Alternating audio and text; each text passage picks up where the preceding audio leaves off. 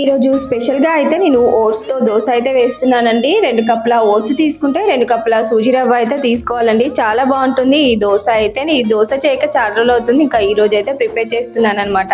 ఒక 2 minutes water వేసి అయితే నానబెట్టేసుకుని ఇంకా మిక్సీ చేసేసి దోశలు వేసేసుకోవడమే. ధార్మికకు బాక్స్ లోకి అయితే ఈ విధంగా జాగ్రీ అయితే తీసేసుకుని కొంచెం వాటర్ వేసి అయితే కొంచెం లైట్ గా పాకం వచ్చే వరకు కలిపేసి పూల్ మకాని అయితే వేసి ఈ విధంగానైతే కలిపేసుకున్నానండి. స్వీట్ పూల్ మకాని స్నాక్స్ లోకి చాలా బాగుంటుంది కదా. ఇంకా ధార్మిక్ అయితే 10 o'clock స్కూల్ నుంచి వస్తుంది కాబట్టి తనకి ఈ విధంగా స్మాల్ స్నాక్స్ అయితే పెట్టించి పంపించేస్తున్నాను. తిని వెళ్ళడం కోసం అయితే ఇంకా ఓట్స్ అయితే నానబెట్టి దోశ అయితే వేసేస్తున్నానండి. ఈ దోశ చాలా బాగుంటుంది. వెయిట్ లాస్ వాళ్ళు అయితే చాలా యూజ్ చేస్తారనమాట. నేను అప్పుడప్పుడు చేస్తాను ఈ దోశ. దీనిలోకి కాంబినేషన్ గా అల్లం చట్నీ అయితే పెట్టేశాను. ఇంకా బాక్స్ స్నాక్స్ లోకి అయితే పూల్ మకాని అయితే ప్రిపేర్ చేశాను కదండి. ఇదైతే పెట్టేశాను. స్వీట్ పూల్ మకాని తనకైతే చాలా ఇష్టము. ఇంకా తనకైతే బ్రేక్ఫాస్ట్ అయితే చేపించి కొంచెం ఫ్రూట్స్ అయితే పెట్టి పంపించేశాను స్కూల్ కి.